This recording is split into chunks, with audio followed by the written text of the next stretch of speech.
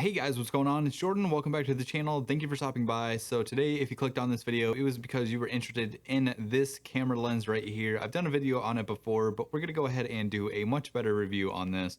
This is the Canon 75-300 f4 to 5.6 third generation EF zoom lens. So let's go ahead and dive into this right now. It's a cheap telephoto lens, and to many, it's not the best, and to others it's just right for their needs. So if you've come here to bash the lens, yes, I'm fully well aware of its flaws and its limitations, but let's go ahead and dive into this right now. So for the price, you're looking at $199 new. Sometimes you'll get it with a camera bundle. So like when I purchased my Canon Rebel T7, it came with the 18 to 55 millimeter kit lens, plus it also came with the 75-300. Now you can purchase these refurbished from Canon's website for $138.99, or you can find them used on like the Facebook Marketplace or maybe eBay for around 70 to 100 bucks. So take it as it is. The body of this lens is mostly plastic, but it is a sturdy plastic, and it has a metal lens mounting ring, so when you attach this to your camera body, you really don't have to worry about any sort of plastic kind of like breaking off the back here. So just keep that in mind. The close focusing distance on this is 4.9 feet, or basically 1.5 meters. So it's really not the best, especially for any sort of like close-up shots that you want to do. Now, if you do throw a macro extension tube onto these, you can get some pretty interesting shots. We'll go ahead and talk about that here later. Now, this lens has some kind of weird aperture ranges. Now, I'm not sure if this is for every single one of these. The lens that I have, I tested it on my Canon EOS RP. So 75 millimeters is f4 to f32. 100 millimeters is f4.5 to f32. At 135 millimeters, it's f5 to f36. At 200 millimeters, it's f5 to f40. And at 300 millimeters, it's f5.6 to f45. Not really sure why, but I guess at 300 millimeters, you probably want to stop down to get rid of some of that chromatic aberration and color fringing. So take it as it is. Now, really quick, there are two other versions of this. One of these lenses is 75-300 ultrasonic USM motor. Can't find any of them used on any websites like Adorama, B&H, or even Canon's website. Although I did find refurbished copies on Canon's website for $158.99. There is a more expensive 70-300 f4 to f5.6 version 2 with the ultrasonic motors that come with autofocus and image stabilization. Those are $549.99 new. If you want to go that route, I think you can probably get some better glass for same price, if not less.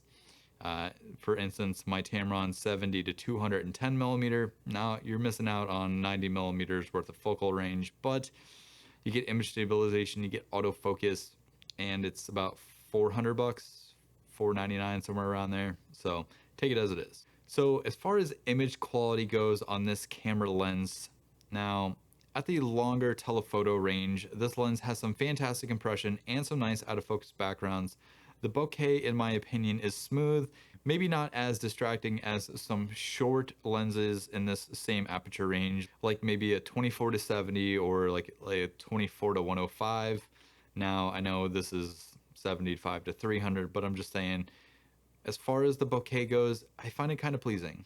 Now, like I mentioned at the beginning of this video, I understand that it does have its flaws. It does suffer from color fringing on highlighting contrasting edges, but that can be fixed in post. As well as you may also see some ghosting on some of your images too, unless you're zooming in and pixel peeping. I honestly don't think that you would really notice it. Now, a quick note, my testing card that I use to test lenses out with is actually a little too small for the 75 millimeter and 100 millimeter focal range for this lens to test. So just so you know, all of these are going to start at 135 millimeters and go up to 300 millimeters. So let's go ahead and dive into this. So starting at 135 millimeters, we're at an f4.5. There's a very heavy vignette and pincushion distortion. The center sharpness is okay, the corners are soft and somewhat blurry. Stopping down to an f5.6, we start to see the center image sharpness improve, and at f7.1, the sharpness at the center of the image is now pretty sharp, and the corners are now improved. And at f10, the vignette is virtually gone.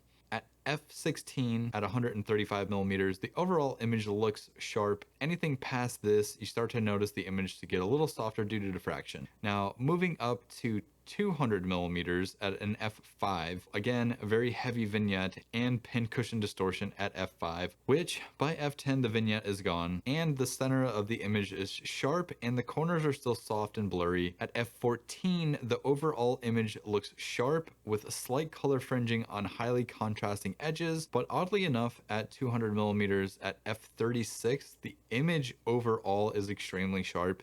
Now, moving on to 300 millimeters at an f5.6, you still have a heavy vignette and you still have pincushion distortion, which still reigns supreme on this lens. And you're now starting to see purple color fringing on contrasting edges in all of the images at 300 millimeters. Center sharpness is good, but soft and blurry in the corners still cling onto the images up until f9, where the center image sharpness looks great, and at f11 now, the vignette has disappeared.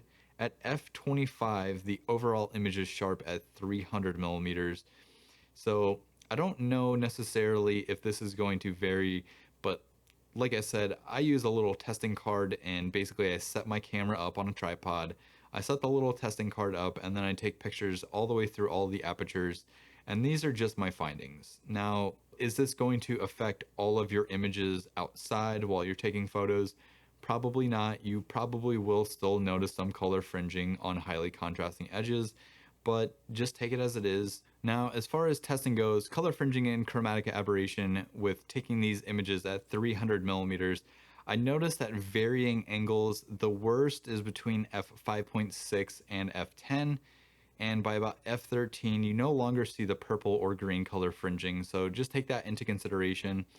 I tried to do varying tests. So I set up my little testing card.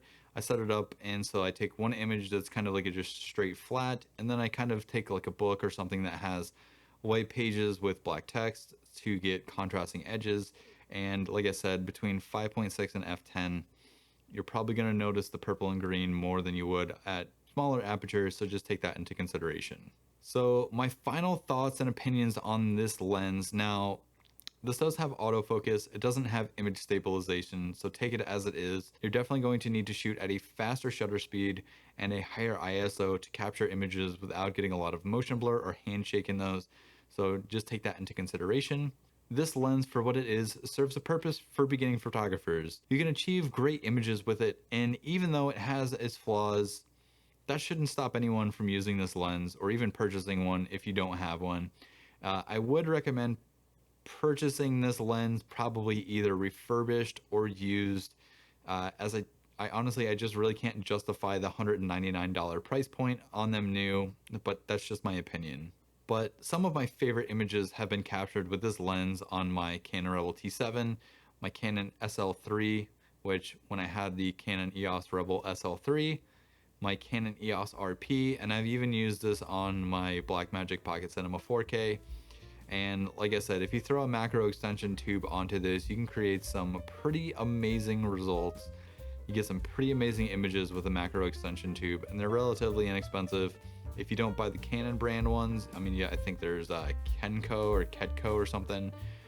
I'm sure Velo probably sells them. They're relatively inexpensive. You get like a 3-pack for under $100, and you can take some pretty awesome images with macro extension tubes. So all in all, I think that this lens personally is great for pretty much everything from wildlife to abstract images, capturing intimate details when you're doing street photography, taking photos of the moon, or even doing portrait photography.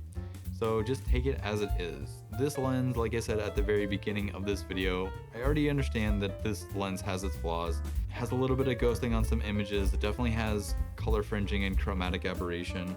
But when you use this lens correctly, you get some pretty amazing results. And honestly, like I said, there are a lot of images that I've shot with this lens that I've been extremely happy with and extremely pleased with. And honestly, I think if you're just a beginning photographer, then this lens, honestly, don't let anybody discourage you from using it. It takes some great images. And if you stop down a little bit from the main apertures that the focal ranges have, so if you're at 75, stop down to maybe an f5.6, or if you're at a 300 millimeter, maybe stop down to an f9, you're still gonna get background compression, you're still gonna get some pretty decent bokeh, and you might have to shoot at a higher ISO and maybe a little bit of a faster shutter speed, but I honestly think that you'll get the images that you're looking for, and I think you'll create some amazing results. So just take it as it is. Like I said, if you have one of these, or if you're looking to buy one, maybe just look at them used or refurbished from Canon's website. If you have one, I have $800 lenses sitting back here, and I still use this from time to time. I've made like commercials and stuff with it, just little personal projects, but even still, it does create some pretty amazing results. Anyways, if you guys like this video, go ahead, give it a thumbs up, give it a like. If you didn't like this video, also give it a thumbs up. Hit the like button, hit the subscribe button, hit all the buttons. I'm Jordan, and I'll catch you guys next time. Peace.